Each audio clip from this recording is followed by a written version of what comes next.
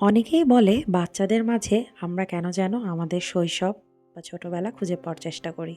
আমিও এবার ভাবলাম আসলেই কি তাই? তা না হলে আয়ুষ আরিয়াকে এত আনন্দে দেখে আমার কেন এত ভালো লাগলো। জি হ্যাঁ, এবারের শীতের ছুটি কাটাতে আরিয়া আয়ুষকে নিয়ে গিয়েছিলাম তার ফুপি বাড়ি এবং সেখানে তাদের কিছু সুন্দর মুহূর্ত আপনাদের সাথে শেয়ার করতে চলে আসলাম আমি আজকে। সুন্দর মুহূর্তের মাঝখানে যেটা ছিল সেটা হচ্ছে আয়ুষ আরিয়ার ফুফাতো বোন তাসমিয়া তোয়া তাদের ছুটিতে বাড়িতে এসেছে।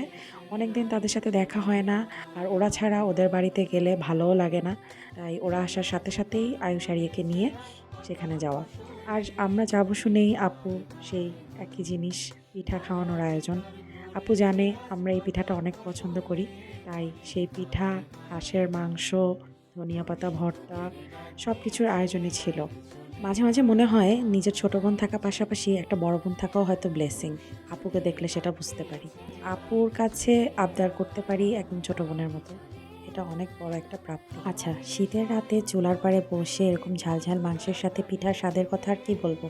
পরদিন সকালে ছিল রস, মুড়ি এবং ভিজানো পিঠা। প্রত্যেকটা জিনিসই আমাদের বিশাল পছন্দ। ভিডিওটা কেমন লাগলো কমেন্টে জানাবেন। পেজে নতুন হলে একটা ফলো দিয়ে যাবেন। লাস্ট অফ অল আপনারা যারা ভিডিওটা শেষ পর্যন্ত দেখেছেন তাদেরকে থ্যাংক ইউ।